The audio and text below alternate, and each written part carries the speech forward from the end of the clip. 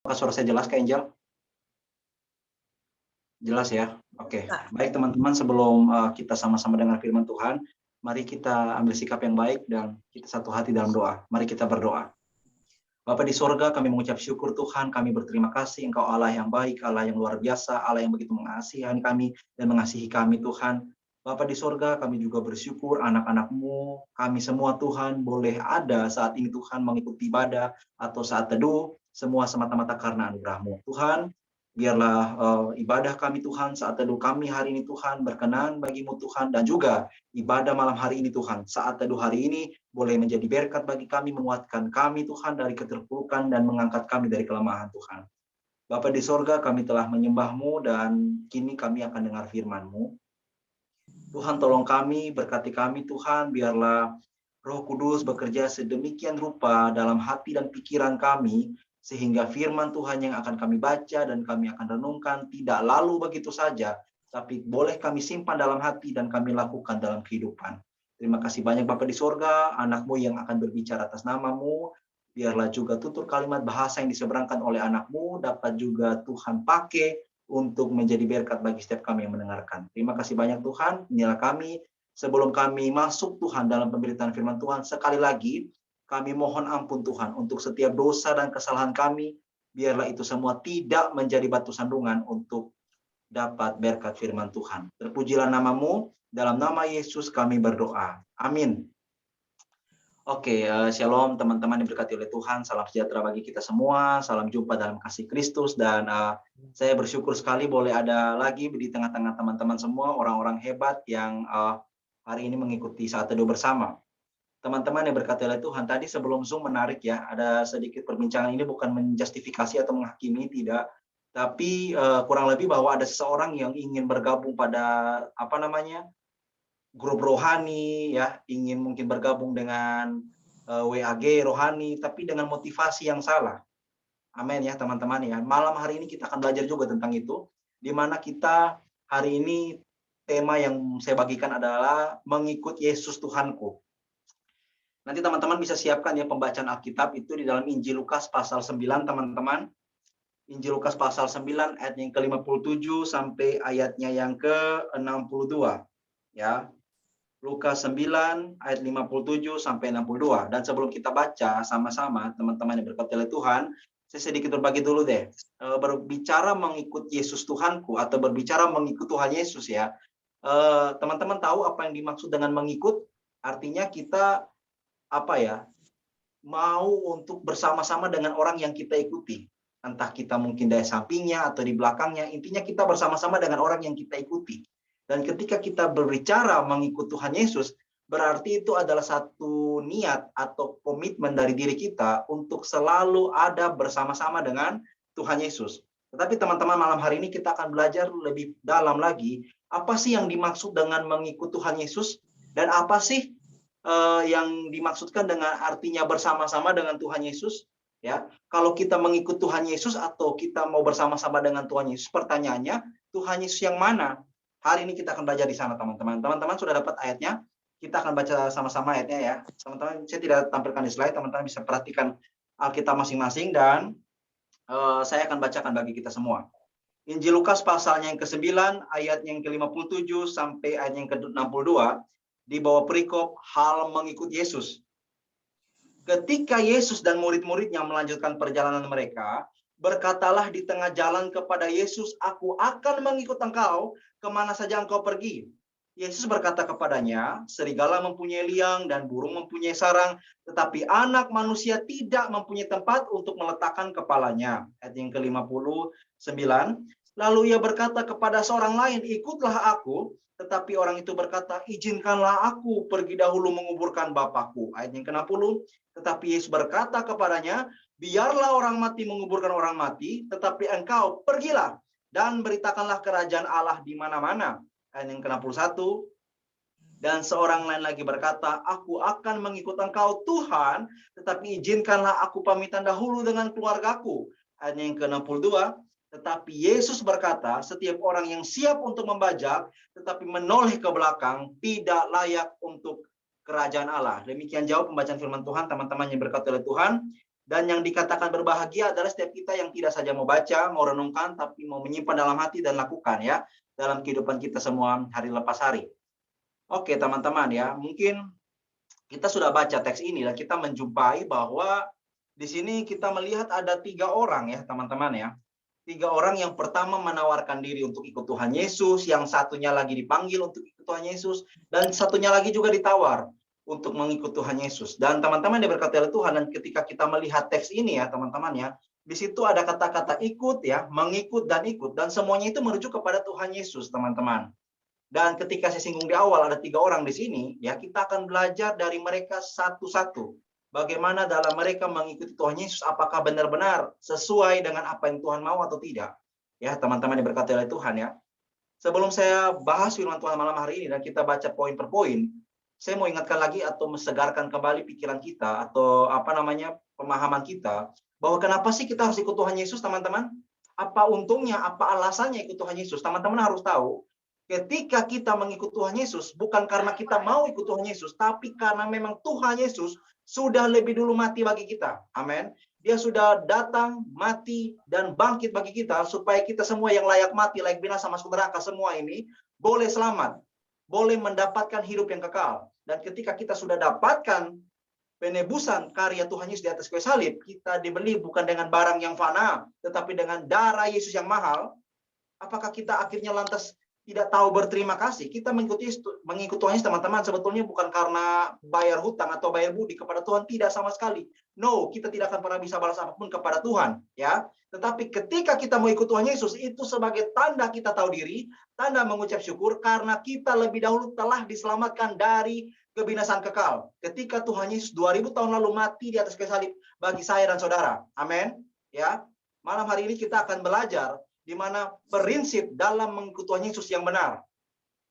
Yang pertama teman-teman yang saya mau bahas di sini, kita akan bahas orang-orang ini teman-teman, di mana mereka yang pertama tadi saya singgung, yang menawarkan diri ikut Tuhan Yesus, yang satunya ditawar Tuhan Yesus, dan yang satunya lagi juga nanti ditawar oleh Tuhan Yesus untuk mengikuti Tuhan Yesus. Dan yang pertama teman-teman, ini ceritanya kita lihat ya, ayatnya ya. Ketika Tuhan Yesus dalam perjalanan pelayanan dengan murid-murid, teman-teman, tahukah teman-teman diceritakan di sini, ada seseorang ya yang tidak disebutkan namanya, tapi nanti kita cari tahu orang ini siapa. Tidak tahu ketika Tuhan Yesus jalan dengan murid-murid, tiba-tiba dia datang kepada Tuhan Yesus. Kita lihat ayatnya di dalam Lukas 9 ayatnya yang ke-57. Di situ dikatakan, ketika Yesus dan murid-muridnya melanjutkan perjalanan mereka, berkatalah seorang di tengah jalan kepada Yesus, aku akan mengikut engkau kemana saja engkau pergi. Nah teman-teman diberkati oleh Tuhan ya. Ketika ada seseorang yang datang menawarkan diri untuk ikut Tuhan Yesus, saya boleh katakan orang ini sangat spesial, orang ini sangat luar biasa. Kenapa? Karena kita akan menjumpai ciri khas Tuhan Yesus, teman-teman. Itu biasanya bukan menunggu orang datang untuk mengikuti dia, tapi ciri khas Tuhan Yesus biasanya ya teman-temannya, itu memanggil orang untuk ikuti dia. Saya bandingkan teman-teman beberapa data ya, yang untuk kita lihat di sini, beberapa data atau ayat pembanding, yang dimana ayat-ayat ini menunjukkan bahwa Tuhan Yesus punya ciri khas itu teman-teman ya, selalu memanggil orang untuk mengikuti dia. Coba kita lihat di sini di slide ya teman-teman ya. Matius pasal 9 ayat ke-9. Kita lihat di sini. Setelah Yesus pergi dari situ, ia melihat seorang yang bernama Matius duduk di rumah cukai, lalu ia berkata kepadanya, apa teman-teman, ikutlah aku. Jadi Tuhan Yesus yang memanggil, bukan Matius pemungut cukai yang datang dan menyerahkan diri, tapi Tuhan Yesus yang panggil dia. Kita lanjut lagi Kakak Heri di ayat yang berikutnya. Next slide Kakak. Di dalam Yohanes 1 ayat yang ke-43. Di situ ada kata-kata, saya langsung cepat saja teman-teman supaya tidak membuang waktu ya. Di yang saya blot merah itu, di situ berbicara kepada Filipus ya. Dan Tuhan Yesus panggil dia. Tuhan Yesus katakan apa di sana? Ikutlah aku. Dan juga dalam Matius 4 ayat yang ke-19, Tuhan Yesus berkata kepada orang-orang di sana waktu itu, dia katakan, mari ikutlah aku. Jadi kita lihat dari beberapa data atau 3 ayat ini teman-teman. Di sini kita lihat bahwa Tuhan Yesus itu teman-temannya, ciri khasnya itu selalu memanggil orang untuk mengikuti dia. Dan memang teman-teman harus juga kita ketahui bersama, Tuhan Yesus mau di mana dia berada, di situ juga pengikutnya berada. Coba Kak Heri lanjut lagi ayatnya, kita lihat di dalam Yohanes teman-teman. Next slide Kak Heri, di dalam Yohanes pasalnya yang ke-12 ayat yang ke-20. Di situ dikatakan, teman-teman lihat slide-nya. Ia harus mengikuti aku, yang saya langsung bacakan di yang yang berwarna merah. Ia harus mengikut aku, dan di mana aku berada, di situ pun pelayanku berada, ya. Dan juga dalam Wahyu 14 ayat yang keempat, ya, ini berbicara soal orang-orang yang mengikuti Tuhan Yesus, ya. Di situ dikatakan, teman-teman, saya langsung saja, mereka, kalau kita lihat dulu, saya bacakan saja ayatnya supaya kita mengerti, ya. Mereka adalah orang-orang yang tidak mencemarkan dirinya dengan perempuan-perempuan karena mereka murni seperti perawan. Ini berbicara pengikut Tuhan Yesus. Mereka adalah apa? Mereka adalah orang-orang yang mengikut anak domba itu kemana saja ia pergi. Kemana saja Tuhan Yesus pergi, ya. Ia di situ merujuk kepada Tuhan Yesus. Jadi teman-teman diberkati oleh Tuhan. Jadi kalau sampai orang ini yang pertama belum Tuhan Yesus panggil, teman-teman. Tuhan Yesus belum panggil dia ikut aku, tidak. Belum dipanggil, tapi dia sudah datang langsung tawarkan dirinya ikut Tuhan Yesus, teman-teman. Ini berarti sangat-sangat luar biasa.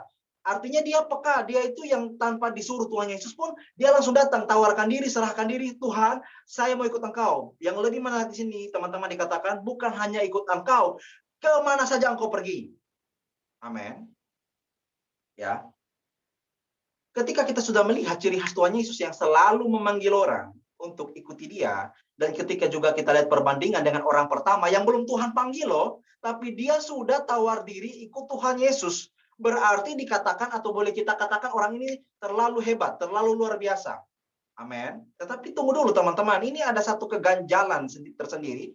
Keganjalan apa Kak Yeriko? Tuhan Yesus ketika menjawab orang pertama ini kayaknya tidak nyambung deh teman-teman ya. Coba kita lihat dulu ayatnya. Next, ya. Next slide, Kakak Heri. Yang menjadi pertanyaan kita, kenapa jawaban Tuhan Yesus kepada orang-orang ini ya, atau kepada orang pertama ini tidak nyambung? Apa sih jawaban Tuhan Yesus ketika orang pertama ini menawarkan dirinya ikut Tuhan Yesus? Apa sih jawaban Tuhan Yesus? Kita lihat ayatnya. Ayat yang ke-28, saya tidak tulis di slide ya, teman-teman bisa lihat Alkitab masing-masing. Di situ dikatakan, Yesus berkata kepadanya, serigala mempunyai liang dan burung mempunyai sarang, tetapi anak manusia tidak mempunyai tempat untuk meletakkan kepalanya. Loh. Ini Tuhan Yesus gimana ya? Aku waktu pertama atau saya ketika membaca firman ini sepertinya juga menjadi kebingungan tersendiri teman-teman. Ini orang hebat ya, belum Tuhan Yesus panggil, dia sudah tawarkan diri untuk ikut Tuhan Yesus. Tapi kenapa Tuhan Yesus jawabnya serigala punya liang, burung punya sarang, tetapi anak manusia tidak mempunyai tempat untuk meletakkan kepalanya. Yang menjadi pertanyaan kita, apa sih hubungannya serigala sama burung dengan dia yang mau ikut Tuhan Yesus? Hubungannya apa teman-teman ya? Teman-teman yang berkati oleh Tuhan, kita harus tahu bahwa Tuhan Yesus ini, dia bukan hanya manusia biasa, teman-teman. Kita sudah tahu ya, kenapa kita ikut Tuhan Yesus. Dia datang menjadi manusia karena memang dia adalah Allah. Amin. Allah yang menjadi manusia, bukan kita jadikan manusia adalah Allah. Itu salah, teman-teman. Banyak orang yang menyerang kita dan menganggap bahwa kita mentuhankan Tuhan Yesus karena Tuhan Yesus itu adalah manusia. Apakah begitu? Memang Tuhan Yesus manusia, tetapi jangan lupa dia itu adalah Allah yang menjadi manusia. Amin, ya. Allah yang berinkarnasi menjadi manusia supaya apa? Supaya menebus kita manusia berdosa. Karena syarat penebus harus dua, teman-teman. Ini pelajaran lagi bagi kita. Yang pertama, harus dia manusia. Karena yang berdosa manusia, bukan kambing domba yang berdosa. Yang berdosa manusia, maka yang harus mati menggantikan manusia harusnya manusia. Tetapi yang kedua, yang penting, yang tidak semua manusia miliki adalah tidak berdosa. Kita lihat, seluruh manusia itu telah berdosa dan telah kehilangan kemuliaan Allah. Bahkan dalam kandungan pun statusnya orang berdosa. Karena turunan dari Adam dan Hawa. Tetapi kita lihat, siapakah yang tidak berdosa? Yang tidak ada dosa, bahkan tanpa dosa, yaitu Allah sendiri. Amin. Allah yang datang menjadi manusia, dia mengambil natur manusia. Supaya apa? Supaya menjadi syarat menggantikan kita di atas kayu salib. Kita yang harusnya mati dan binasa, tapi dia yang menggantikan kita. Itu kabar baik yang teman-teman harus pegang. Amin ya, teman-teman ya. Dan kita lihat dulu teman-teman. Yang saya mau bilang tadi bahwa Tuhan Yesus itu teman-teman, dia bukan hanya manusia biasa teman-teman, tapi dia juga adalah Allah. Amin. Dia juga adalah Tuhan yang maha kuasa, yang maha tidak terbatas. Amin ya teman-teman ya. Kita aminkan karena ketika kita menyembah dia, karena kita percaya dia adalah Tuhan, dia adalah Allah, dia adalah juru selamat bagi kita. Karena kita menyembah dia, atau ketika kita mengikuti dia karena kita diselamatkan olehnya. Jadi kita tahu bersama bahwa Yesus juga adalah Allah. Amin, teman-teman. Nah, sebagai Allah ini, teman-teman, dia itu pastinya juga maha tahu. Makanya ketika dia berbicara dengan orang-orang, dia berbicara dengan siapapun, ketika orang-orang itu berbicara dengan dia, Tuhan Yesus pasti tahu apa yang ada dalam hati orang itu, motivasinya apa, tujuannya apa, ikut Tuhan Yesus itu karena apa. Nanti di sini kita akan belajar, teman-teman. Next, Kakak Heri. Ya. Next slide, Kakak. Kita lihat ya. Tuhan Yesus, dia bukan hanya manusia yang saya bilang tadi, tapi dia juga adalah Allah, mengetahui segala sesuatu, bahkan yang ada dalam pikiran dan hati seseorang ketika orang itu berbicara dengan Tuhan Yesus. Saya bandingkan lagi teman-temannya. Jadi begini, teman-teman, minta maaf kalau misalkan saya lama ini karena saya membawa firman ini betul-betul saya siapkan dengan secara baik. Jadi saya tidak asal bunyi, asal bicara, tetapi ketika menyampaikan firman, saya juga rindu supaya teman-teman mengerti. Amin, ya. Saya juga berharap bahwa teman-teman sedikitlah mau untuk mendengarkan firman lebih lama, lebih baik, supaya teman-teman mengerti benar-benar. Jadi ketika teman-teman pulang, tanya firman dari mana, bicara firman apa, teman-teman bisa bawa pulang. Pengertian yang benar, soal firman yang benar. Amin, teman-teman ya. Kita lihat teman-teman ya, saya akan membuktikan atau memberikan beberapa data. Tuhan Yesus yang adalah Allah, dia juga tahu pikiran hati ketika orang itu berbicara dengan Tuhan Yesus. Next, Kakak Heri, kita bandingkan dengan beberapa ayat atau data. Di dalam Injil Matius, teman-teman, pasal 22 ayat yang ke-18, di situ dikatakan ya. Tetapi Yesus mengetahui kejahatan hati mereka itu, lalu berkata, "Mengapa kamu mencobai aku, hai orang munafik?" Jadi teman-teman perhatikan di sini, ternyata Tuhan Yesus tahu kan kejahatan hati mereka. Tuhan tahu. Kita bandingkan juga dalam Matius 9:4. Teman-teman kalau ada notebook atau catatan, dicatat ayatnya teman-teman ya. Supaya nanti teman-teman setelah selesai khotbah di sini atau mungkin setelah firman ini selesai atau ibadah ini selesai, teman-teman bisa pelajari lebih dalam lagi. Oke. Kita lihat juga dalam Matius 9 ayat ke-4. Di situ dikatakan, tetapi Yesus mengetahui hati pikiran mereka, mengetahui pikiran mereka maksud saya, lalu berkata, "Mengapa kamu memikirkan hal-hal yang jahat dalam hatimu?" Tuhan tahu. Jadi teman-teman di sini kalau mau tipu siapapun, tipu orang tua teman-teman, tipu sahabat teman-teman, tipu siapapun bisa. Kecuali teman-teman tipu Tuhan, Tuhan tidak bisa ditipu teman-teman. Amin. Teman-teman, yang saya mau bagikan sebelum saya lanjut, ini menarik sekali. Saya mau berbagi nih teman-temannya. Saya ada fase di mana bahwa menganggap pelayanan atau ibadah ini menjadi satu hal yang bukan merindu lagi pelayanan, tapi ini sudah kayak biasa. Jadi dijadikan formalitas atau rutinitas ya. Kita boleh menipu orang dengan kita kita mungkin bisa ditanda kutip berakting ya, memanipulasi. Kita membuat diri seakan-akan kita ini memang orang yang melayani, tapi kita juga sadar bahwa ternyata kita ini terlalu jauh dari Tuhan ya. Itu terlalu jauh dari Tuhan. Mungkin kita sementara ada nyanyi-nyanyi untuk WL dan lain sebagainya, atau saya sendiri yang sementara khotbah bicara nama Tuhan, tapi saya sendiri tidak punya hubungan pribadi dengan Tuhan. Nah, teman-teman, malam hari ini ketika firman Tuhan datang, renungkan baik-baik, teman-teman. Berbicara khotbah, berbicara pelayanan, berbicara menjadi WL, worship leader, atau apapun yang teman-teman ambil dalam pelayanan, semua itu teman-teman harus lakukan dengan kesadaran dan pengetahuan yang benar. Kenapa teman-teman lakukan itu? Teman-teman lakukan ini semua untuk apa? Ada Kakak Heri yang membagikan slide atau jadi multimedia di sini, ada Kakak Herpina yang mengatur segalanya, Kakak In yang mengatur kita, ya, sebagai kakak tertua di sini. Dan kita semua, teman-teman, kita tarik dalam hidup kita semua hari lepas hari. Ketika teman-teman ibadah saat teduh, Zoom online seperti ini, atau ke gereja teman masing-masing, ibadah di luar sana, teman-teman lakukan itu semua untuk apa? Tujuannya apa? Karena cari pacar? Karena ingin menemukan seseorang di sana? Teman-teman salah besar, dan teman-teman tidak akan mendapatkan apa-apa kalau teman-teman tujuannya bukan karena Tuhan, bukan karena Tuhan Yesus. Amin. Harus menentukan ini baik-baik, teman-teman. Teman-teman mau tipu siapapun boleh, mungkin mereka tidak akan tahu ya. Maksud saya boleh di sini bukan berarti teman-teman tipu orang, tidak ya. Teman-teman coba aja tipu orang lain, dan mungkin orang lain itu tidak tahu apa yang menjadi kebohongan teman-teman. Tetapi tahukah teman-teman, teman-teman tidak akan pernah bisa menipu Tuhan Allah. Tidak akan pernah bisa menipu Tuhan Yesus. Di sini kita lihat ya data-datanya. Mengetahui pikiran mereka, mengapa kamu memikirkan hal-hal yang jahat dalam hatimu? Lanjut Kakak Heri. Dalam Markus 2 ayat yang ke-8, Markus 2 ayat yang ke-8, di situ dikatakan, tetapi Yesus mengetahui dalam hatinya bahwa mereka berpikir demikian. Tuhan tahu mereka itu berpikir demikian, berpikir itu dan ini, Tuhan tahu, ya. Dan yang terakhir, Yohanes 2 ayat yang ke-25, sebab ia tahu apa yang ada di dalam hati manusia. Makanya saya bilang begini, teman-teman. Ada satu kalimat pamungkas yang saya suka sekali atau saya sering bagikan adalah bahwa Tuhan, teman-teman ya, perhatikan dengan baik, dengar baik teman-teman ya. Tuhan terlalu kenal kita lebih daripada diri kita mengenal diri kita sendiri. Ulang ya. Tuhan Yesus ya teman-teman ya. Terlalu kenal kita lebih daripada diri kita kenal diri kita sendiri, teman-teman. Teman-teman kenal diri teman-teman, teman-teman seperti apa orangnya. Mungkin teman-teman hanya tahu beberapanya atau batasannya. Tapi sampai ke dalam hati, mungkin teman-teman tidak tahu lagi, bukan? Dan yang paling tahu diri kita hanya Tuhan saja. Terlalu bersyukur kita punya Tuhan yang luar biasa. Ketika teman-teman berdoa, ya, teman-teman mempunyai pergumulan yang berat, teman-teman mungkin tidak bisa berkata-kata lagi dan hanya air mata yang keluar, teman-teman tahu Tuhan juga mengerti apa maksud dari doa teman-teman. Walaupun teman-teman hanya menangis dan tidak berkata-kata. Bahasa tetesan air mata. Tuhan tahu. Amin, teman-teman. Ya, luar biasa Tuhan kita. Makanya kalau ikut Tuhan, ikut sungguh-sungguh, sembah sungguh-sungguh, layani sungguh-sungguh. Karena dia juga sudah total bagi kita dan sungguh-sungguh bagi kita. Amin, ya teman-teman ya. Jadi Tuhan tahu pikiran dan maksud dari orang ini. Dan tentunya Tuhan juga tahu nih motivasi dari orang pertama ini. Siapa sih orang pertama ini teman-teman ya? Next, Kak Heri, next slide ya. Yang di poin jadi Tuhan Yesus pasti tahu. Ya di sini Kak. Oke.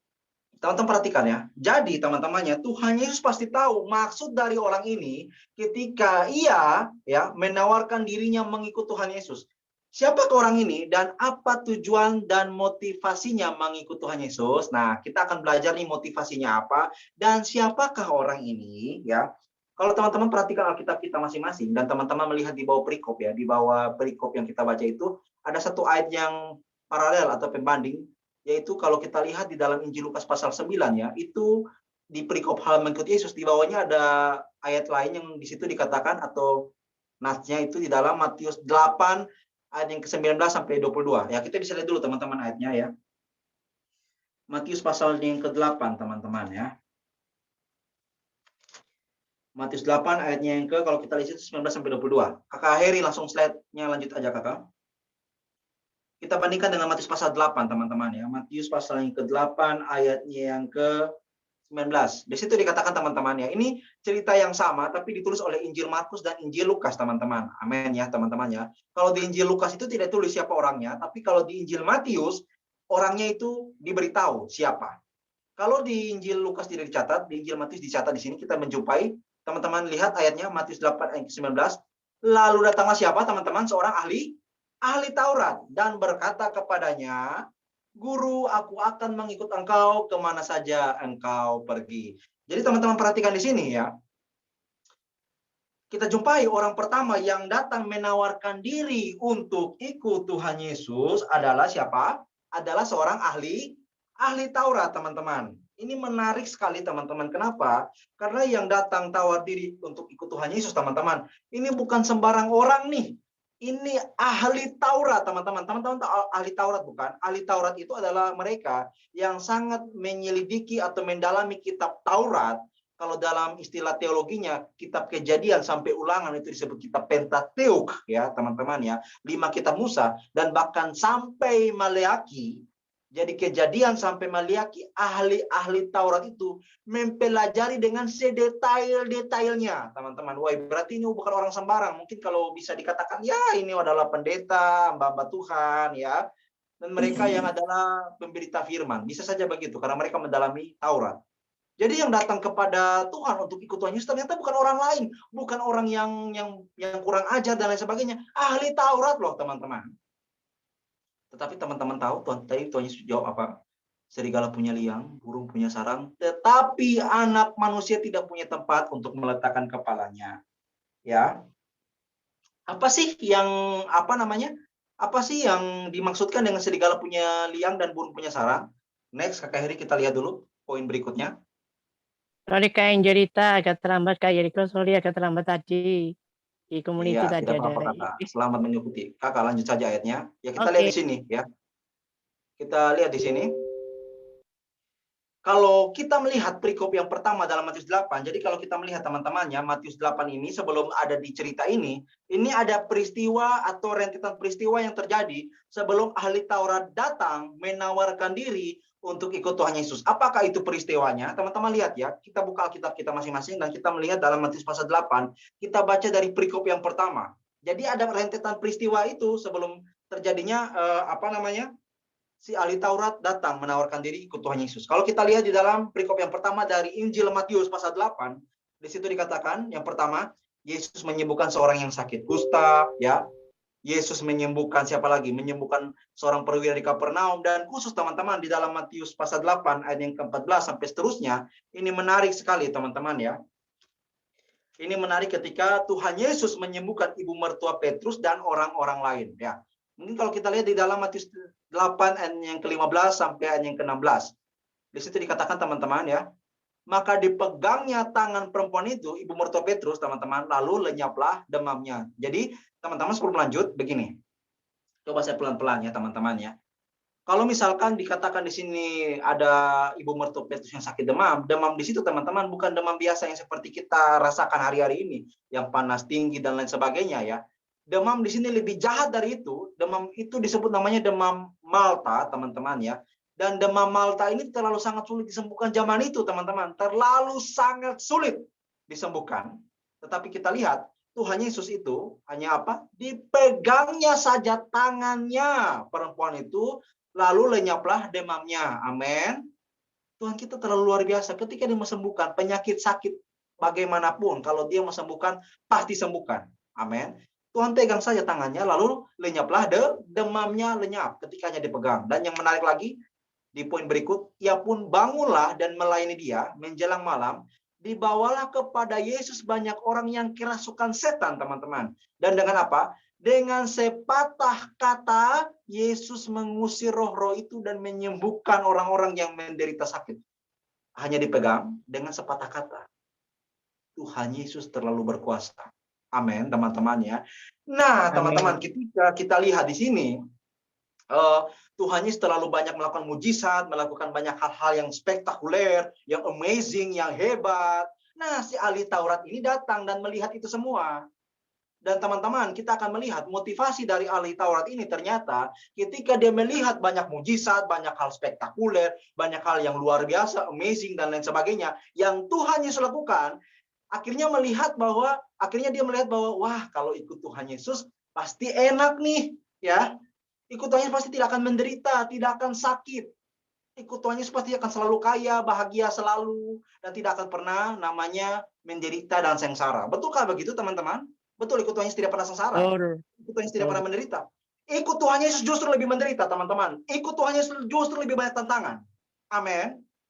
Teman-teman jangan kira ikut Tuhan Yesus itu jadi membuat teman-teman hidup lebih lebih nikmat. Teman-teman menikmati kemewahan, tidak. Justru ikut Tuhan Yesus, teman-teman harus siap sangkal diri dan pikul salib. Amin. Teman-teman tidak boleh mengikut Tuhan Yesus karena teman-teman seakan-akan menjadikan Tuhan Yesus ini sebagai jin Aladin. Menuntut apa yang teman-teman mau dari dia, tapi teman-teman tidak pernah mau melakukan apa yang dia mau. Kalau sudah begitu, siapa yang sembah siapa? Tuhan sembah kita atau kita sembah Tuhan Yesus? Ya, perhatikan baik-baik ini teman-teman. Di sini dikatakan ya, ketika dia sudah melakukan banyak mujizat dan ahli Taurat ini datang, dia mempunyai motivasi yang salah, teman-teman ya. Nah, teman-teman, kalau kita melihat motivasi yang salah, kayak Yeriko tahu dari mana sih motivasinya salah? Kan di situ nggak ditulis tuh motivasinya salah. Nah, di mana kita tahu? Saya akan membandingkan dengan beberapa penafsir atau pendeta atau teolog yang dia itu juga membantu melihat teks-teks ini, ayat-ayat ini ya, yang dalam artian mereka melihat menafsirkan ayat ini, apakah memang ahli Taurat ini mengikuti Tuhan Yesus karena memang dia mau ikut, atau juga karena memang dia punya motivasi yang lain. Salah satunya juga nanti kita tahu dari jawaban Tuhan Yesus kepada orang itu. Ya, coba next Kak. Jadi kita lihat beberapa perbandingan atau komentar dari beberapa pendeta. Next Kak Eri. Contohnya dari pendeta Budi Asali ya, seorang pendeta yang luar biasa dipakai Tuhan dalam hal pengajaran. Kak Eri bisa lanjut slide-nya Kakak? Di bagian poin pendeta Budi Asali. Oke, kalau memang belum saya bacakan, teman-teman dengar dengan baik ya poinnya. Pendeta Budi Asali mengatakan seperti ini teman-teman ya. Dia menyoroti kasus ini dan dia berkomentar seperti ini. Kata Pendeta Budi Asali, orang ini merujuk kepada ahli Taurat ya. Orang ini agaknya dia mengira mengikut Yesus itu akan dapat enak-enaknya saja ya. Padahal dia lupa dalam mengikut Yesus orang itu juga harus siap menderita oleh karena namanya. Jadi menurut Pak Pendeta Budi Asali dikatakan bahwa orang ini ahli Taurat dia kira ikut Tuhan Yesus itu akan dapat enak-enaknya saja loh. Dapat yang luar biasanya aja loh. Tapi dia lupa bahwa dalam mengikuti Tuhan Yesus, orang itu juga harus siap untuk menderita oleh karena namanya. Kakak admin atau teman-teman lain, mohon kalau misalkan saya bicara, teman-teman harap mute dulu ya mic-nya ya, supaya tidak mengganggu yang lain. Oke, ya. Sampai mana kita? Sampai Pendeta Budi Asali tadi ya. Dia mengatakan bahwa orang itu tuh, dia selalu mengikut Tuhan karena ketika dia melihat banyak mujizat, ya, dia melihat bahwa wah kalau ikut Tuhan Yesus kayaknya luar biasa nih. Dengan beranggapan, berasumsi, dia mau yang enaknya saja. Nanti kita akan tahu dari jawaban Tuhan Yesus, teman-teman ya. Saya lanjut. Kakak Heri bisa lanjut slide-nya, Kakak Heri? Kita sampai di poin yang di Matthew Henry. Apakah bisa, Kakak? Lanjut. Ya, di sini. Ini seorang teolog juga ya, namanya Matthew Henry, teman-teman. Saya bacakan bagi kita semua komentarnya soal si orang yang pertama ini. Di sini dikatakan, di sini teman-teman perhatikan ya, di sini terdapat seseorang yang sangat bernafsu untuk segera mengikut Kristus, namun sepertinya ia, ya si ahli Taurat itu, bersikap terlampau terburu-buru tanpa pertimbangan yang matang dan tidak duduk terlebih dahulu menghitung harganya. Ia mengucapkan janji yang sangat berat kepada Kristus di ayat 57 tadi ya. Next, Sakari. Kita lihat di poin berikut. Kristus memberinya suatu peringatan yang penting, ya, peringatan yang penting apa, Kak Yeriko? Dan tidak menjanjikannya hal-hal yang besar di dalam dunia ini. Sebaliknya, dalam mengikuti dia, orang itu harus bersedia menanggung kemiskinan dan kekurangan karena anak manusia tidak mempunyai tempat untuk meletakkan kepalanya. Nah, jadi kita mengerti sekarang apa maksud Tuhan Yesus nih. Jadi ketika orang pertama ini datang tawar diri ikut Tuhan Yesus, teman-teman, dan dia berkata, Tuhan, aku mau ikut engkau, kemana saja engkau pergi. Lalu Tuhan Yesus tidak menjawab, ayo mari, aku senang banget kamu mau ikut aku. Tuhan tidak jawab begitu. Tuhan jawab, serigala punya liang dan burung punya sarang. Itu mau menggambarkan seperti itu. Atau menggambarkan seperti ini, teman-teman. Contoh ya, kamu mau ikut aku, betul, kamu mau ikut aku, kemana saja aku pergi. Coba kamu perhatikan serigala ya. Serigala itu punya liang loh untuk berteduh. Burung itu punya sarang untuk berteduh. Tetapi anak manusia, saya sendiri, untuk letakkan kepala dan tidur, hampir-hampir tidak punya tempat. Teman-teman tahu maksudnya apa? Maksudnya begini, teman-teman tahu kan Tuhan Yesus itu perjalanan kehidupannya bagaimana? Bahkan dari lahir saja teman-teman tahu, Tuhan Yesus lahir di kandang domba, teman-teman. Dan Tuhan Yesus selama hidup tidak punya rumah pribadi. Tuhan Yesus sering diolok, Tuhan Yesus sering dihina lah, sering dibenci, sering sering dijauhi. Teman-teman perhatikan bukan kisah Tuhan Yesus selama 33 tahun, bahkan dia mati di atas kayu salib, Tuhan Yesus terlalu banyak menanggung penderitaan. Jadi, kalau mau ikut aku supaya kamu selalu bahagia, supaya kamu selalu senang-senang, selalu tidak kamu selalu mendapatkan hal yang kamu mau, tidak pernah ada masalah, kamu selalu tidak sengsara dan lain sebagainya, yang hanya memuaskan dirimu, kamu salah orang. Kata Tuhan Yesus kira-kira seperti itu. Kenapa? Saya sendiri pun juga sering dapat banyak bahaya dan tantangan ketika hidup ini. Bahkan untuk letakkan kepala pun, tidur dimanapun, hampir-hampir tidak punya tempat. Jadi teman-teman yang diberkati Tuhan, orang pertama kita belajar di sini, ya, ternyata kita jumpai dia mempunyai motivasi yang salah ketika dia mengikuti Tuhan Yesus. Nah, teman-teman di sini belajar ya. Jika teman-teman ada yang punya motivasi salah ikut Tuhan Yesus, teman-teman mempunyai motivasi salah masuk WhatsApp grup rohani, teman-teman punya motivasi yang salah apalagi? Untuk pelayanan ibadah dan sebagainya, teman-teman punya motivasi yang salah, contohnya untuk bisa bawa firman supaya orang-orang yang lihat. Kalau teman-teman punya motivasi yang salah seperti itu, lebih baik malam ini bertobat dan minta ampun kepada Tuhan. Amin. Ya, selagi masih ada waktu, selagi hari masih siang. Poin pertama dari yang kita belajar malam hari ini, yang pertama Kakak Heri next, apa yang kita belajar? Yang pertama, kita cepat-cepat saja ya teman-temannya supaya tidak terlalu lama. Jangan mengikut Tuhan Yesus dengan motivasi atau tujuan yang salah atau keliru. Ingat ya teman-teman ya, yang pertama ya, catat ini, jangan ikut Tuhan Yesus dengan motivasi atau tujuan yang salah ketika mengikut Tuhan Yesus. Itu poin pertama. Oke teman-teman, kita melihat ayat yang berikutnya. Ayat yang berikutnya di situ dikatakan, nah ini ciri khas Tuhan Yesus udah mulai muncul nih di sini teman-teman. Kita lihat dalam ayat yang ke-59. Lalu ia berkata kepada seorang lain, ikutlah aku, ya. Tetapi teman-teman lihat, tetapi orang itu berkata, izinkanlah aku pergi dahulu menguburkan bapakku. Jadi begini teman-teman, menarik juga dari siapa namanya ini, orang kedua ini. Tuhan Yesus panggil dia teman-teman. Contohnya di sini ada Yeriko, saya sendiri. Yeriko, mari ikut aku. Tapi aku bilang gini ke Tuhan, Tuhan tunggu. Aku izin Tuhan, aku belum bisa ikut Tuhan sekarang. Kenapa Yeriko? Aku masih mau main bola, aku masih main futsal, aku masih mau nonton drama Korea, aku masih mau jalan-jalan, aku masih mau hangout, masih mau makan malam, dan lain sebagainya. TTB-nya tidak menyelamatkan kita. Jadi kita mengabaikan Tuhan, panggilan Tuhan dengan alasan remeh-temeh yang tidak menyelamatkan kita. Jadi kira-kira orang kedua, ya, dia juga seperti itu. Di sini dikatakan, ikut aku, tapi izin dulu kubur Bapak. Tapi ini juga menarik teman-teman. Kalau kubur Bapak, tidak ada yang salah dong. Kenapa? Ya Bapaknya mau mati ya dikubur dong. Izin dulu lah Tuhan, kubur Bapak dulu. Nanti setelah kubur Bapak, baru ikut Tuhan Yesus. Tetapi begini teman-teman, saya mau bagikan begini. Tahukah teman-teman, kalau teman-teman belajar Alkitab ya, atau mendalami soal teologi perjanjian lama, kalau kita melihat bahwa orang-orang Yahudi itu mempunyai satu kebudayaan atau istiadat yang dimana bahwa seorang anak Yahudi itu teman-teman ya, dia mempunyai kewajiban untuk kuburkan bapak. Amin. Sebagai tanda dia anak yang tahu diri, anak yang bukan anak kurang ajar, dia harus kuburkan bapak. Itu sebagai anak yang menghormati orang tuanya. Ya, itu memang kewajiban anak-anak Yahudi untuk kuburkan bapak. Tetapi teman-teman begini, kuburkan bapak di sini bukan berarti bapaknya mati saat itu, bukan teman-teman, bapaknya tidak mati saat itu, tetapi itu hanya kewajiban dia. Maksud dia begini, bapaknya belum mati, ya bapaknya belum mati teman-teman, tapi tunggu bapaknya mati entah kapan, entah 10 tahun lagi kah, 20 tahun lagi, tidak tahu bapaknya ini mati kapan, tapi tunggu dulu bapaknya mati kapan, saya kubur bapak dulu, baru saya ikut Tuhan Yesus. Teman-teman tahu artinya apa? Artinya dia menunda untuk ikut Tuhan. Nah, teman-temannya saya tidak tulis di slide, minta maaf teman-temannya saya, tapi saya bandingkan dengan beberapa referensi lain ya teman-teman ya.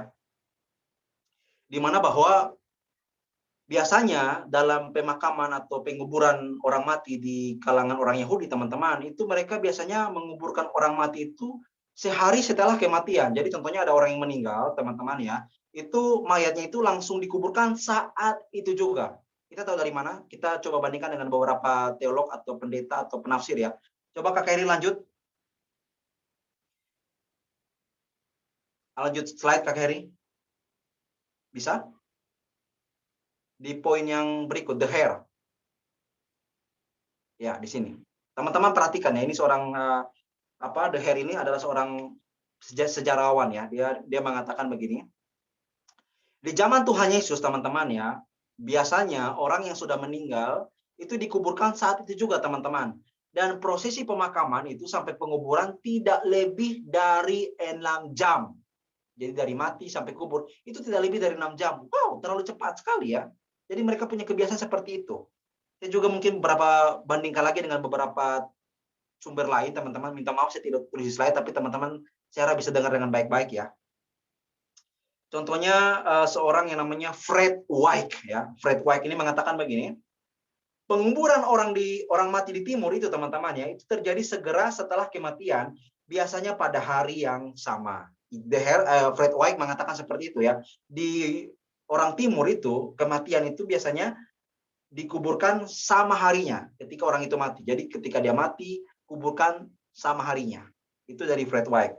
Dari juga internasional maksud saya, International Standard Bible Encyclopedia di situ dikatakan di timur penguburan terjadi jika mungkin dalam 24 jam setelah kematian. Jadi di timur itu penguburan itu terjadi ya jika mungkin dalam 24 jam. Tapi kalau De Her mengatakan dalam kurang lebih 6 jam. Jadi kemungkinannya atau memang bukan kemungkinannya, tapi maksudnya di situ tepatnya orang Yahudi kalau mati itu ya, kalau memang dia mati langsung dikuburkan hari itu juga.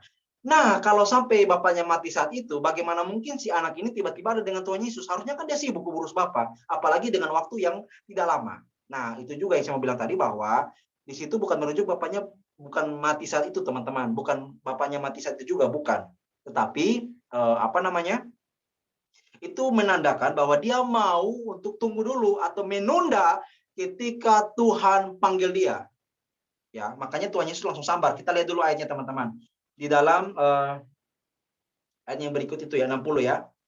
Ayat 60 di situ katakan, tetapi Yesus berkata kepadanya, biarlah orang mati menguburkan orang mati, tetapi engkau pergilah dan beritakanlah kerajaan Allah di mana-mana. Ya, lihat teman-teman, ini juga agak menarik karena waktu saya baca, saya kira Tuhan Yesus itu kayak ngeledek ya, tapi memang ini ada punya makna tersendiri atau arti yang memang kita harus belajar dari sini. Ketika si anak itu memang dia punya satu tujuan untuk kuburkan bapak, tapi kubur bapak itu kan bapaknya belum mati saat itu. Dia itu hanya mau menunda ikut Tuhan Yesus. Dan sebetulnya kewajiban kubur bapak itu, teman-teman, harus kita tahu, bukan saja dia lakukan sendiri, bukan? Itu kan pasti akan dibantu oleh orang lain, tukang kubur dan lain sebagainya, ya. Tapi di sini dia sepertinya mau menunda atau tidak mau ketika Tuhan Yesus panggil. Teman-teman lihat ya.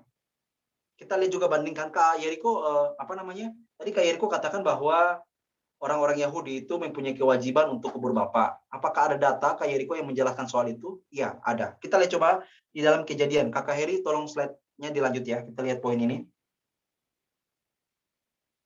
Di bagian selanjutnya, Kakak Heri. Bukan. Di dalam poin yang setelah deher. Di poin dan salah satu kewajiban anak Yahudi. Terus kakak di sebelumnya, dari deher tadi. Ya, ini di sini, oke. Tadi, yang tadi kakak. Yang tadi, oke. Kita lihat di sini ya. Di sini adalah salah satu contoh, teman-teman ya, anak Yahudi itu mempunyai kewajiban untuk kuburkan bapaknya. Contohnya dalam kasus Yusuf ya. Kalau kita lihat dalam Kejadian 50 ayat yang keempat sampai yang kelima, di situ dikatakan ya, setelah lewat hari-hari pengasingan itu, berkatalah Yusuf kepada si isi istana Firaun, jika kiranya aku mendapatkan kasihmu, katakanlah kepada Firaun bahwa ayahku telah menyuruh aku bersumpah, katanya, tidak lama lagi aku akan mati dalam kuburku yang telah kugali di tanah Kanaan. Disitulah disitulah kau kuburkan aku. Oleh sebab itu, izinkanlah aku pergi ke sana supaya aku menguburkan ayahku, kemudian aku kembali. Ya, kenapa tidak langsung ke Yeriko, tapi di sini dikatakan masih dalam waktu yang lama ya. Ini perlu diingat karena waktu itu Yusuf itu di Mesir, teman-teman ya. Jadi memang butuh waktu yang sedikit agak lama untuk pergi ke tempat di mana ayahnya yang adalah Israel meninggal. Di situ izinkanlah aku pergi ke sana supaya aku menguburkan ayahku. Jadi memang ada kewajiban untuk kuburkan bapak, ya. Next slide Kak Heri.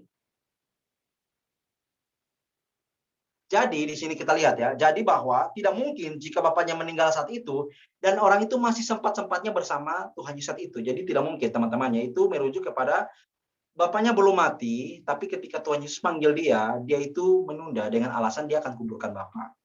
Bapaknya tidak meninggal saat itu, namun dia apa teman-teman? Menunda mengikut Yesus dengan menunggu kematian bapaknya. Bapaknya entah mati kapan tidak tahu. Tunggu bapak mati dulu, kuburkan bapak dulu, lalu mengikut Yesus. Ini yang kita belajar dari orang kedua. Kak Herpina, ayo pelayanan yuk. Atau contohnya yang lain lah, atau saya lah ya. Teman-teman nanti tarik ke diri teman-teman sendiri. Kak Yeriko, pelayanan boleh Kak? Atau Kak Yeriko bisa nggak nanti bantu pelayanan? Tunggu dulu Kak Herpina, tunggu, aku belum bisa nih. Kenapa Kak Yeriko? Aku masih jalan-jalan ke mall, jalan-jalan ke shopping. Pokoknya aku masih jalan-jalan deh dengan teman-teman lain. Kalau pelayanan belum bisa, Kak Herpina mohon maaf nih. Teman-teman tahu itu artinya apa? Saya bukan hanya menolak, tapi menunda ketika Tuhan panggil. Mungkin melalui Kak Herpina dan lain sebagainya. Teman-teman di situ adakah yang seperti ini? Dipanggil pelayanan. Ayo kita melayani, ayo kita mungkin sama-sama baca Alkitab, yuk sama-sama berdoa. Tapi teman-teman menunda. Bahkan tunggu minggu depan. Contohnya saat teduh hari ini ya. Teman-teman join yuk, gabung yuk di saat teduh inspirasi rohani hari ini jam 7 malam ya. Jangan lupa gabung. Lalu kita bilang, minggu depan aja deh, kan minggu depan ada. Bisa begitu? Bisa. Tapi bagus kalau teman-teman minggu depan masih hidup. Kalau besok sudah mati bagaimana? Makanya teman-teman jangan pernah bermain-main dengan waktu. Selagi masih bisa bertobat, selagi masih bisa ibadah, lakukan itu semua. Amin. Karena ada Karena ada satu waktu di mana teman-teman tidak punya lagi kesempatan untuk ikut atau melakukan apa yang Tuhan mau. Selagi masih hidup, bernapas, lakukan yang Tuhan mau, ya. Jadi kita melihat di sini bahwa akhirnya di sini bapaknya belum mati. Dan kita lihat juga teman-teman ya, kita melihat jawaban Tuhan Yesus. Oke. Lanjut Kakak. Kakak Heri lanjut poin berikut. Di poin satu komentar dari Matthew Henry, ya. Saya berikan satu komentar ya dari Matthew Henry, teman-teman, seorang teolog yang berkomentar soal si anak yang menunda ketika Tuhan panggil. Kita lihat di sini.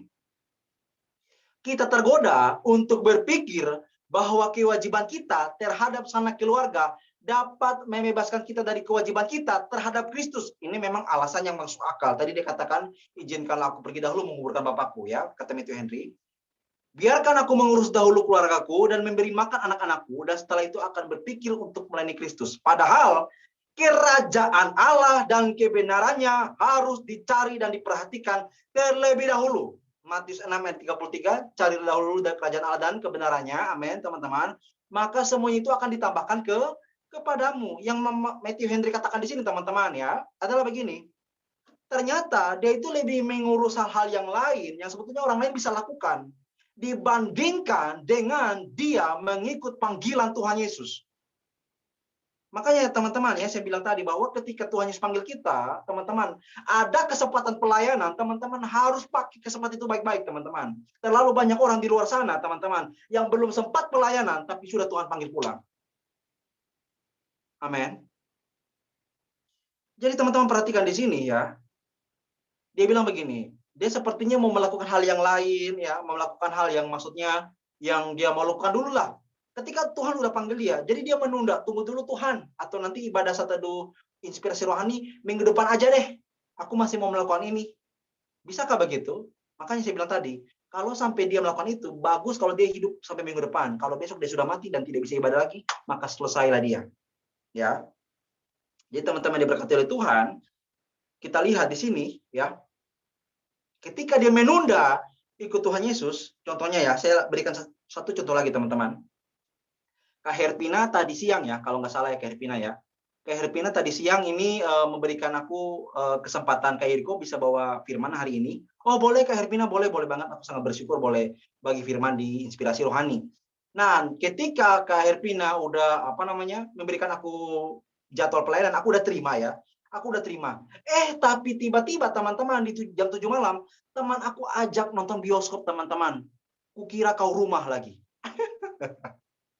Ya, jadi teman aku ajak, Iriko yuk nonton bioskop yuk. Film apa nih? Film terbaru, Kira Kau Rumah, kira-kira gitu. Ini film yang lagi booming nih, kira-kira gitu. Yuk nonton bioskop. Nah, teman-teman tahu, ketika saya mendapatkan posisi seperti itu, teman-teman apa yang saya lakukan? Nonton bioskop atau pelayan firman atau bawa firman? Adalah hal yang bodoh ketika saya nonton bioskop. Kenapa? Karena nonton bioskop itu bukan hanya bisa hari ini, besok juga bisa. Tapi kalau untuk bawa firman, amin. Mungkin semua orang bisa bawa firman, tapi belum tentu semua orang siap untuk bawa hari ini juga. Betul ya teman-teman ya? Jadi untuk ikut Tuhan Yesus, teman-teman, itu adalah kesempatan terbesar. Itu adalah grace, anugerah, teman-teman. Ketika teman-teman ada kesempatan ikut Tuhan Yesus, ikut dia, teman-teman. Lebih dahulu. Karena dialah yang menjamin keselamatan kita. Bukan bioskop, bukan teman-teman kalian semua. Bukan siapapun, hanya Tuhan Yesus yang jaminkan keselamatan kalian. Jadi teman-teman harus utamakan Tuhan Yesus. Ya. Nah, gara-gara dia udah menunda, ya, makanya Tuhan Yesus langsung sambar dia dengan jawabannya. Biarlah orang mati menguburkan orang mati, tetapi pergilah beritakan kerajaan Allah di mana-mana. Biarkan orang mati menguburkan orang mati. Nah, teman-teman, apa sih Kak Yeriko maksud orang mati menguburkan orang mati ini apa? Kita lihat ya, teman-teman ya. Coba Kak Heri lanjut slide-nya. Di dalam Lukas 9 ayat yang ke-60. Di poin berikut. Ya. Biarkan orang mati menguburkan orang mati. Itu maksudnya apa sih Kak Yeriko? Kita lanjut dulu. Saya bandingkan dengan beberapa terjemahan lainnya. Ini terjemahan Indonesia. Kalau saya terjemahkan dengan terjemahan sederhana Indonesia edisi yang ketiga. Coba Kak Heri lanjut slide-nya. Kalau di dalam terjemahan sederhana ya teman-teman ya, Indonesia edisi yang ketiga, kalau di situ dikatakan Yesus berkata kepada orang itu, biarkanlah orang-orang yang mati secara rohani. Jadi dikatakan di sini adalah mati secara rohani. Apa itu mati rohani? Nanti kita akan belajar di sana. Juga dalam terjemahan sederhana edisi yang pertama Indonesia ya, di situ dikatakan, biarkanlah orang-orang yang mati secara rohani. Nah, teman-teman mungkin banyak orang yang tidak suka menggunakan istilah mati rohani, tetapi sebetulnya di sini hanya mau menggambarkan mati yang bukan secara fisik ya, bukan secara badani, tetapi merujuk kepada keterpisahan hubungan dengan Tuhan. Ketika kita terpisah hubungan dengan Tuhan, maka kita tidak punya hubungan dengan Tuhan. Amin ya. Itu sudah dikatakan mati, tapi mati di sini secara rohani, teman-teman. Teman-teman, ketika Adam dan Hawa jatuh dalam dosa, ya, ketika Adam dan Hawa jatuh dalam dosa, mereka akhirnya terputus hubungan dengan Tuhan. Tahukah teman-teman, mereka itu sebetulnya sudah mati, tapi bukan mati badani, mati secara rohani. Lalu juga contohnya di dalam perumpamaan tentang anak bungsu yang hilang. Ketika anak bungsu udah datang kembali kepada Bapa, lalu si Bapa itu berkata bahwa lihatlah dia yang dulu sudah mati dan telah hidup kembali. Nah, kata mati di sana teman-teman itu menuju bukan mati badani atau mati fisik, tapi menuju kepada mati rohani. Mati rohani itu adalah keputusan hubungan dengan Tuhan Allah. Amin. Itu artinya. Dan ketika kita melihat di sini teman-teman, biarkah orang mati menguburkan orang mati, artinya di situ adalah begini. Itu orang-orang yang tidak kenal Tuhan itu, yang orang-orang dikatakan kafir, mereka juga bisa kubur bapakmu. Kira-kira seperti itu. Atau juga mungkin saya bandingkan dengan satu terjemahan lain. Teman-teman tahu ayat ini ya, ini terjemahan dari bahasa Arab ke bahasa Yunani. Karena terjemahan kitab PB atau Perjanjian Baru itu kan bahasa asli merujuk kepada bahasa Yunani. Tapi orang asli Tuhan Yesus zaman itu berbicara dengan bahasa Aram, teman-teman. Jadi bahasa Aram yang diterjemahkan ke bahasa Yunani itu katanya sebetulnya bukan orang mati, tapi merujuk kepada artinya tukang kubur, teman-teman. Jadi biarlah tukang kubur atau orang yang tidak hubungan dengan Tuhan atau orang kafir, biarlah mereka yang kuburkan bapakmu. Orang lain bisa masih kuburkan bapakmu. Kalau kamu ada kesempatan ikut Tuhan Yesus, jangan tunda-tunda. Teman-teman sampai sini mengerti? Mengerti ya? Kalau mengerti mungkin bisa di kolom chat mengerti. Supaya saya bisa tahu teman-teman di sampai sini mengerti atau tidak. Saya takutnya teman-teman tidak memahami ya. Tapi saya percaya teman-teman pasti mengerti kok ini. Oke, mantap teman-teman. Jadi teman-teman poin yang kedua ya. Di situ mereka itu atau orang ini menunda. Teman-teman saya bandingkan bahwa kita harus mengasihi Tuhan Yesus teman-teman. Harus mengasihi dia lebih dari apapun, lebih dari siapapun. Amin teman-teman. Amin ya. Kita harus mengasihi Tuhan Yesus. Harus lebih dari apapun, lebih dari siapapun, lebih dari apa yang kita mau, apa yang kita inginkan. Mengasihi Tuhan Yesus harus yang paling utama. Coba teman-teman lihat di dalam Matius 10 ayat 37. Kak Heri bisa lanjut satu ayat pembanding. Matius 10 ayat yang ke-37. Barang siapa mengasihi bapa atau ibunya lebih daripadaku, ia tidak layak bagiku. Barang siapa mengasihi anaknya laki-laki atau perempuan lebih daripadaku, tidak layak bagiku. Ini artinya bukan Tuhan Yesus suruh kita untuk benci orang tua, benci anak. Bukan teman-teman. Tapi yang Tuhan Yesus mau katakan, kalau kamu sampai terlalu mengasihi orang lain, bahkan orang tuamu, melebihi Tuhan Yesus, ya, kamu tidak layak bagiku. Siapa sih yang teman-teman paling cintai di dunia ini selain Tuhan Yesus ada? Kalau ada, teman-teman tidak layak bagi Tuhan. Karena apa? Yang harus paling utama, yang harus paling tertinggi, yang dahulu, harus Tuhan Yesus. Karena dia telah total bagi kita juga. Terlebih dahulu. Jadi poin yang kedua kita belajar di situ apa? Next, Kak Heri.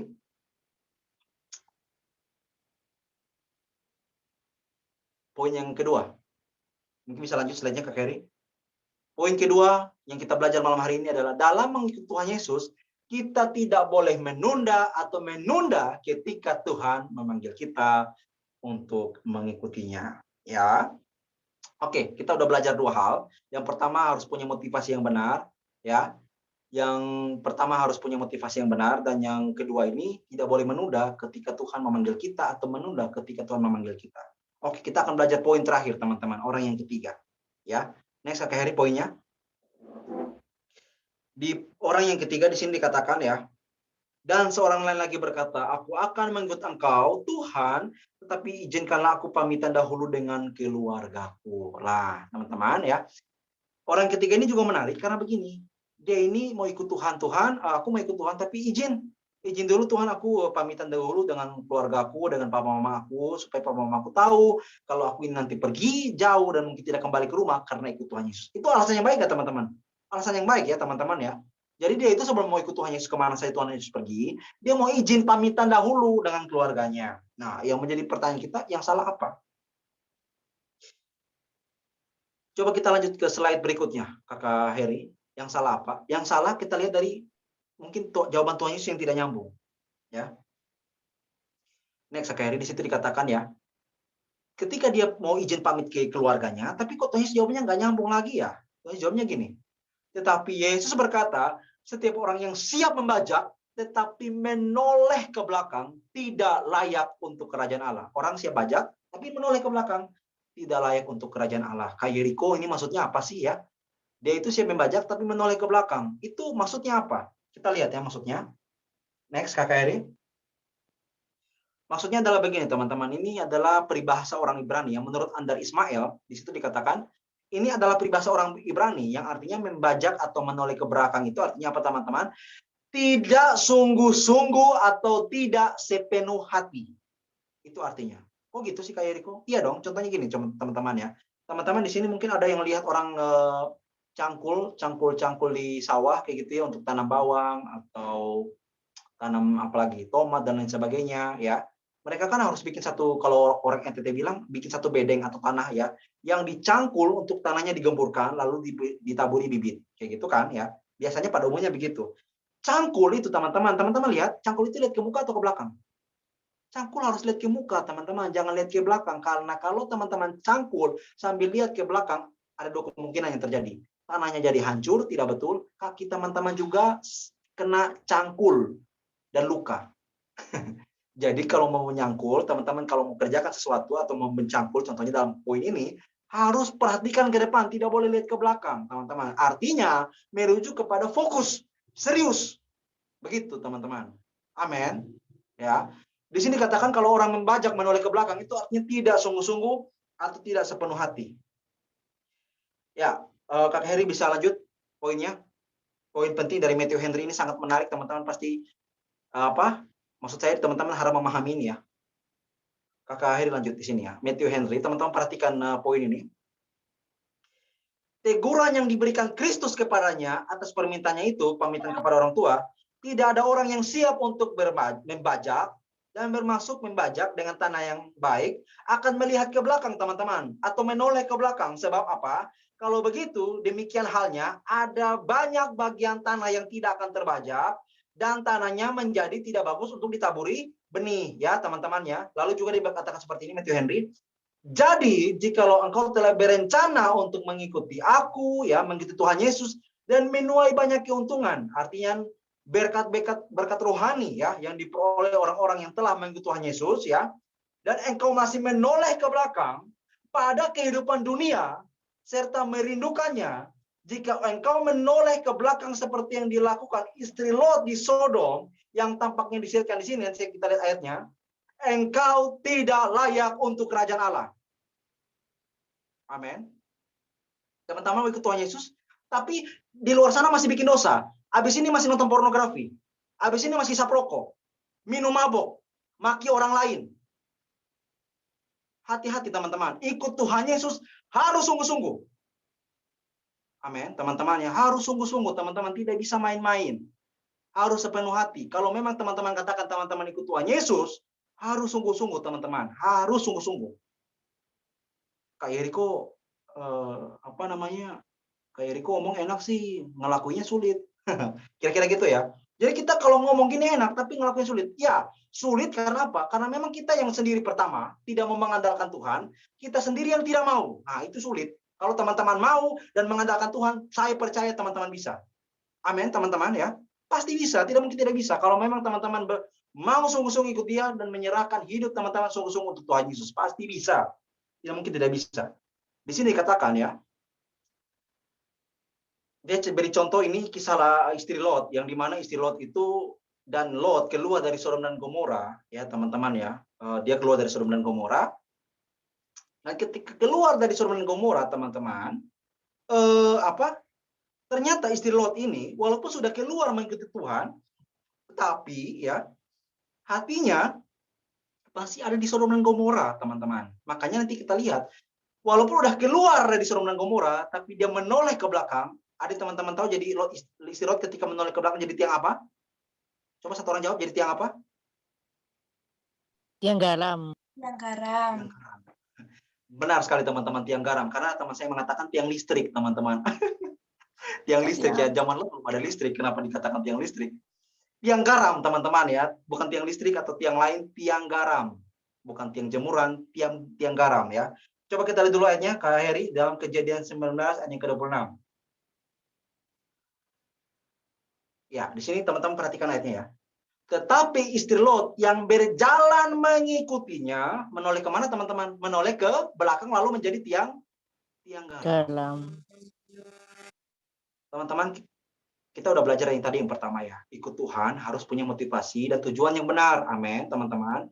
Yang poin kedua, ketika Tuhan memanggil kita, ya teman-temannya, ketika Tuhan panggil kita untuk kita mengikuti Dia, kita harus segera mengambil keputusan untuk ikut Dia. Jangan menunggu-nunggu, jangan menunda-nunda, karena kesempatan itu belum tentu datang 2 kali. Betul ya teman-teman ya?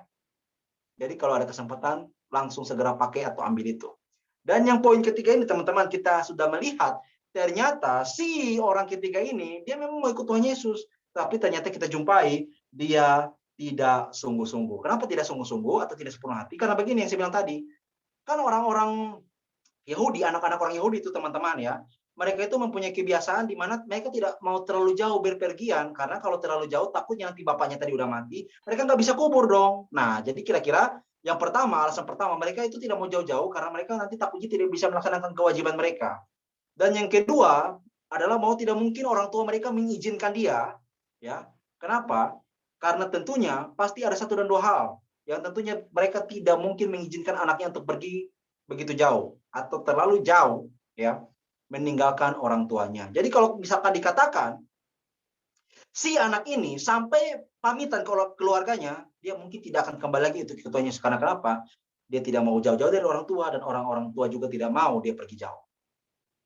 Jadi poin yang berikut ini teman-teman yang kita lihat adalah bahwa ya dia menunda untuk ikut Tuhan Yesus. Poin ketiga, Kakak Heri, dan terakhir. Kita udah mau selesai teman-teman, semangat ya. Poin terakhir teman-teman. Ya ini satu ayat dulu sebelum kita terakhir. Berkaitan dengan juga Kaleb. Kita lihat di sini cerita Kaleb di mana dia itu bisa sampai ke negeri atau tanah yang Tuhan janjikan itu. Karena apa? Karena Kaleb bin Yefune ini mengikuti Tuhan dengan sepenuh hati. Cukup kita lihat ya ayatnya. Ulangan pasal yang pertama ayat yang ke-36 di situ dikatakan, kecuali Kaleb bin Yefune dialah yang akan melihat negeri itu, dan kepadanya dan kepada anak-anaknya akan kuberikan negeri yang diinjaknya itu, karena dengan sepenuh hati ia mengikut Tuhan. Dengan sepenuh hati ia mengikut Tuhan. Belajar dari Kaleb teman-teman ya. Poin yang ketiga Kakak Heri. Di situ kita lihat, kita belajar mengikut Tuhan Yesus harus sungguh-sungguh atau harus sepenuh hati. Terakhir teman-teman, sebelum saya tutup, saya memberikan satu cerita. Teman-teman mungkin pernah dengar cerita ini ya, cerita nyata seorang yang namanya Isadora Duncan, teman-teman ya. Isadora Duncan ini teman-teman adalah seorang penari balet, penari sirkus atau juga penari balet gitu teman-teman ya. Nah, Isadora Duncan ini teman-teman, dia akan pergi ke satu tempat acara, dia akan tampil ke satu tempat sirkus lah ya, untuk dia memberikan aksinya, namanya Isadora Duncan teman-teman. Dan teman-teman tahu jarak dari rumahnya ke tempat yang akan dituju itu agak jauh teman-teman ya, agak jauh. Jadi dia harus cepat-cepat tuh supaya dia nggak terlambat. Isadora Duncan ini teman-teman, dia punya prinsip tidak boleh terlambat, dan dia anti terlambat. Tapi di sisi lain, dia kalau siap itu terlalu lama sekali teman-teman. Dia mesti make up, mesti dandan, dan ciri khas Isadora Duncan ini teman-teman, dia kalau make up itu harus menor, lipstiknya tebal semerah darah, bedaknya juga harus putih, seputih apa? Teman-teman jawab sendiri ya.